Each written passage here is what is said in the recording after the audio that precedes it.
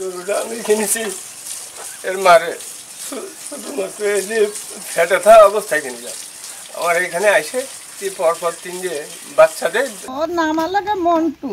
ওরা আমি বলতাম যে মন্টু, ও যেথায় থাক আমার কাছে চলে আসতো। এরে অনেক কলা খাইছে এ আদরের সাথে। যে সময় ওরা ডাক দেওয়া তো মন্টু এদিকে আসো কলা খেয়ে যাও, ও গিরিলি ফাঁকতে এসো কলা খেয়ে। এই এলাকার সবাই জানে যে মন্টু নামে একটা গরু আছে আমার বাড়ি, এবং তার অনেক মানে অনেকে ও শখ করে আসতো যে একটা কলা খায় আসি। বাড়ির থেকেও কলা নিয়ে আসতো যে আমার বাড়ি এসে একটু কলা খায়। ও বিস্কুটও খায়, ও ভাতও খায়, ও সব কিছু খায়।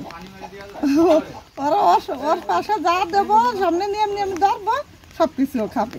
ধরেন 1 টনের উপরে যাবে আমার আইডিয়া, যে কুরবানির উদ্দেশ্য যদি কেউ নেই আমি তার কাছে গরু বিক্রি করব। তবে কুরবানি ছাড়া আমি কসাইদের হাতে আমার এই আদরের সন্তানগুলো তুলে দেবো।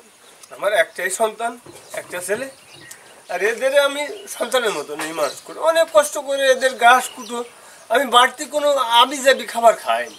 এই গরু অনেক কষ্ট করে ফালিছি, ওর পিছনে অনেক টাকা খরচ হয়েছে, এই কলা খাওয়ানো, বিস্কুট খাওয়ানো, আপেল খাওয়ানো।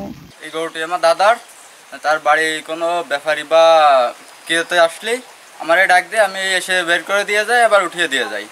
আর এই 4 বছর ধরে তারা লালন পালন করতেছে, আমি মাঝে মাঝে এসে দেখে যাই, দেখতে খুব ভালো লাগে, দাঁড়ায় পড়ে দেখার মতন গরু। আমি বাইক দিয়ে শ্রেষ্ঠ গরু বলতে গেলে একটাই।